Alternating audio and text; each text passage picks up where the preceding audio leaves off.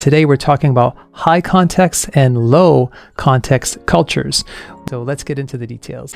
So first, this area of study of culture comes from the field of anthropology.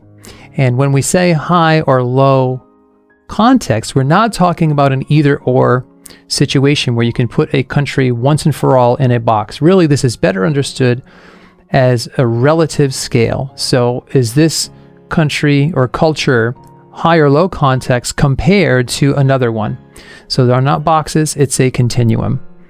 Nevertheless, high context cultures tend to have certain things in common. For example, they're associated with collectivistic cultures rather than individualistic. So people tend to see themselves as a part of a larger group. There's an emphasis and sensitivity to unspoken verbal messages.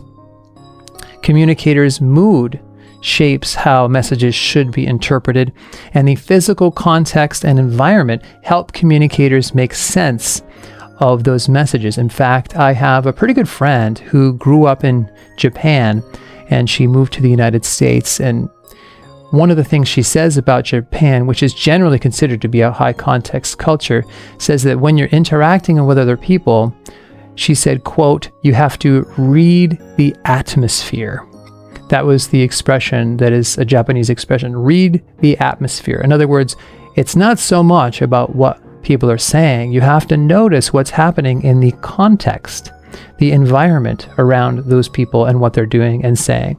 So collectivistic culture allows individuals to understand the meaning of subtle behaviors because there's a strong culture there. Verbal messages are fewer, they may be indirect, and may imply much more than what is directly being said. So in Japan, for example, you might hear someone say to a request, "That will require the utmost consideration." But if you know how to read between the lines, it means they're trying to say no to you, but they also don't want to embarrass you. So there's more going on than what is actually said. And in high context situations, individuals may not see low context individuals as particularly trustworthy. So they may need time to get to know people. So let's now turn to low context cultures.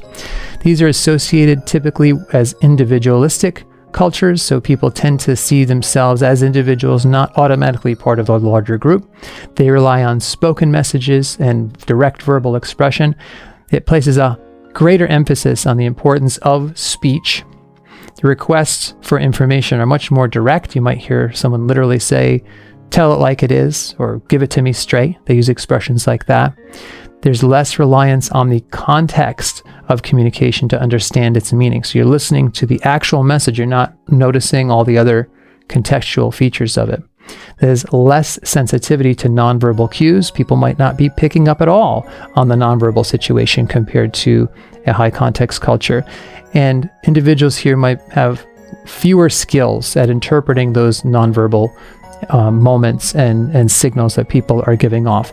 Now, there's a continuum that researchers have developed that show, relatively speaking, where these kinds of countries line up. And this is certainly not a comprehensive list. There are a lot more countries in this, but these are the ones that tend to stand out. And that is all the way up at the top, we have high context cultures like Japan and China tend to have very high context cultures where they read that atmosphere, as I mentioned. Somewhere in the middle, you have like the British culture, French culture, and then a little bit below that, you have the United States, which is where I'm from. And we have what tend to have, compared to others, a low context cultures where we will want people to speak directly, give us the bottom line, tell it like it is. We want things spelled out a little bit more.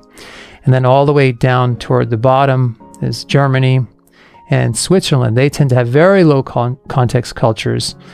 And I have never had much exposure to those cultures myself, but that's what the research says. Things need to be said very directly and very explicitly. There's not a lot of reading between the lines. You spell it out directly.